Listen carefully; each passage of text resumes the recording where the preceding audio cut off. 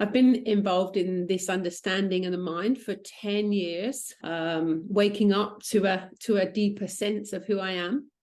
And I've been working with sports people and just generally people that have been having difficulties and trouble with their mind over the last 10 years. So I run the business, Denise Holland now. I've rebranded. It used to be Class Performance, Excellence Within, but I've rebranded to PlayFreely. A few years ago, I really woke up to that it's not all on us, that we actually have this capacity to play the game of life. And we can play way more freely. And in sport, there is a point which we all know where we go into this zone state, we go into this optimal functioning. And it's times in the game I remember where after the game, I didn't really remember it. It was like it was on automatic. It felt easy and effortless.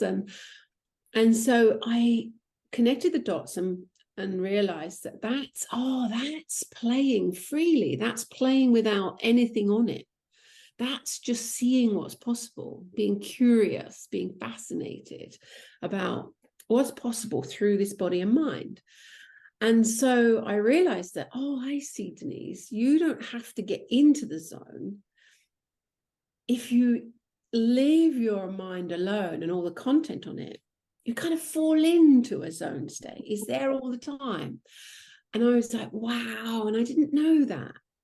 And so from that moment, I thought, well, PlayFreely is just such an amazing brand, because we can all do that if we understand the nature of our experience and what's behind all of this incredible life that we have.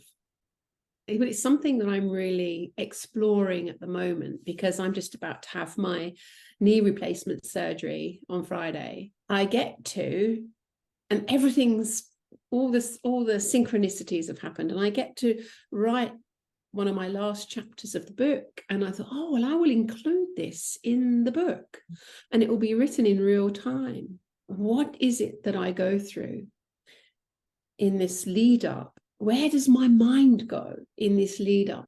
The quality of the safety net that catches me every single time. Like I am scared. Of course I am.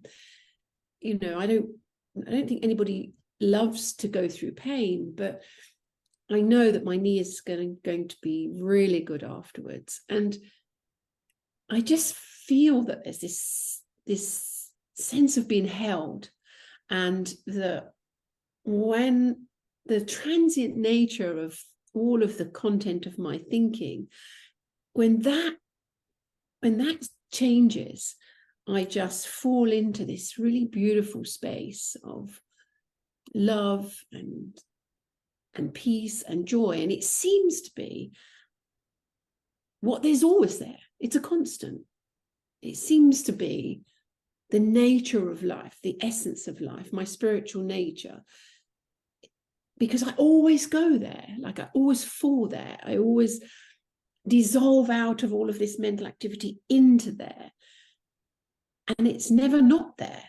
Pure presence. It's when I'm just in my being, my beingness.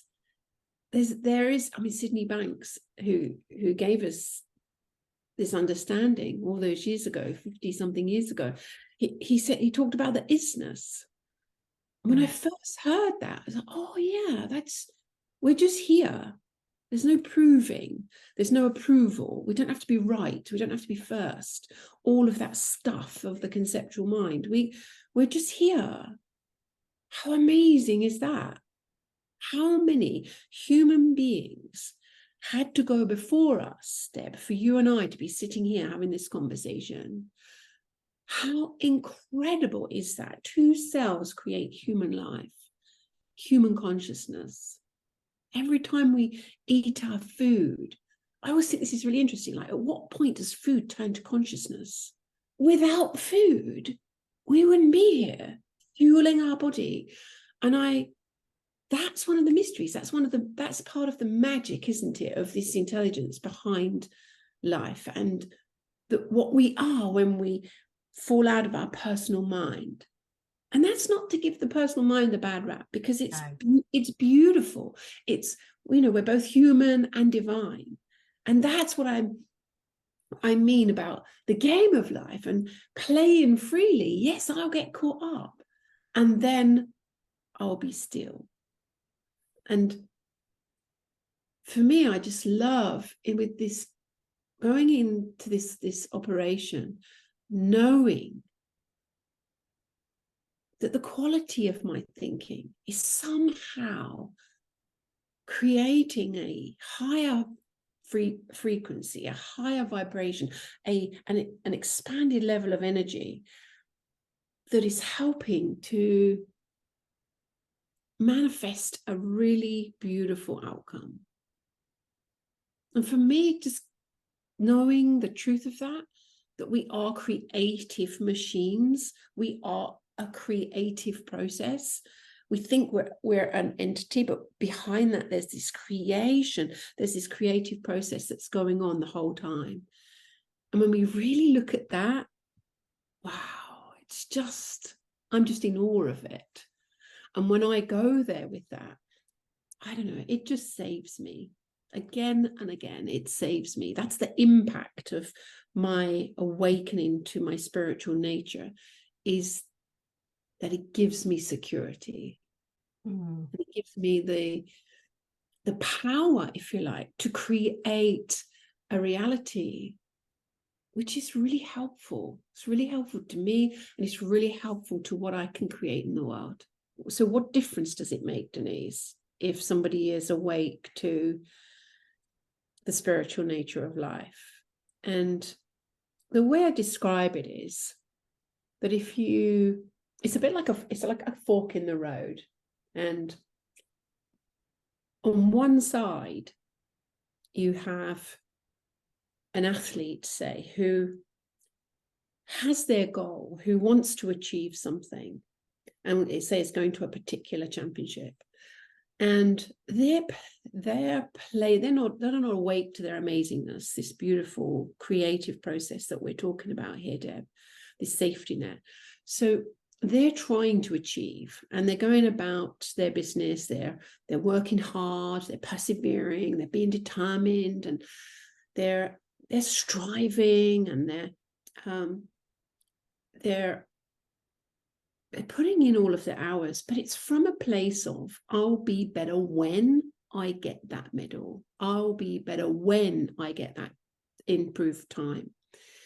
And there is a certain lack that they're playing from, and they're coming from a space inside of them which in their mind isn't enough until they get that medal.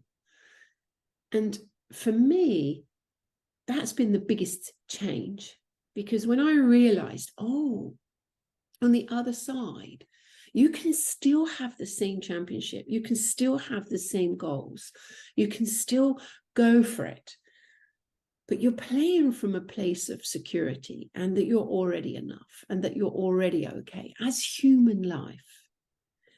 And when we do that, yes, we put in the hours, of course, we need the skills, but we are playing with curiosity and fascination, and we start to thrive instead of strive. We start to be open to what's possible. The title of our conference that's coming up, which we'll talk about in a minute, and we in the end, we bust through the targets. So we're not looking at reaching them, which is what reaching it over here.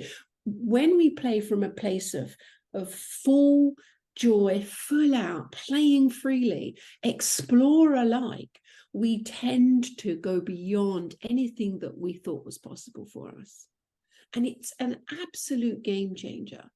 And in sport, it's not being covered.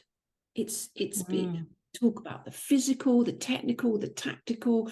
We talk about the mental in terms of cognitive conscious function, and all sorts of tools and techniques to change the way we think in order to be in our calm state. But that's not it. That's not the No. best we've got.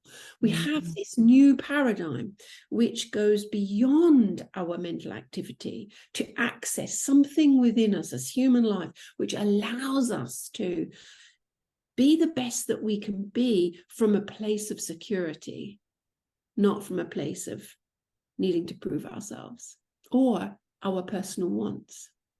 I love that. I love that. And you've literally just totally nailed something there in that sharing. I think there was some really real gold in that. And I can remember watching my son's now just turned 26, when he was only young. He would have been about 3. He was quite young, and he wanted to learn to ride his bike. He'd been riding a bike with stabilizers, and he wanted his stabilizers off. And it was a day I was busy, and he came and he said, "Oh, Mom, will you take my stabilizers off?" And I was like, "No, I haven't got time, because like I haven't got time to hold the bike. I'm working. I can't, I'll do it at the weekend. We'll do it this." And he's like, "I want to do it today. I want to do it today." And I thought, do you know what? I'll take his stabilizers off and let him. He'll fall over a few times. He'll just forget it. He'll get over himself, and that'll be it. And then I'll help him another time.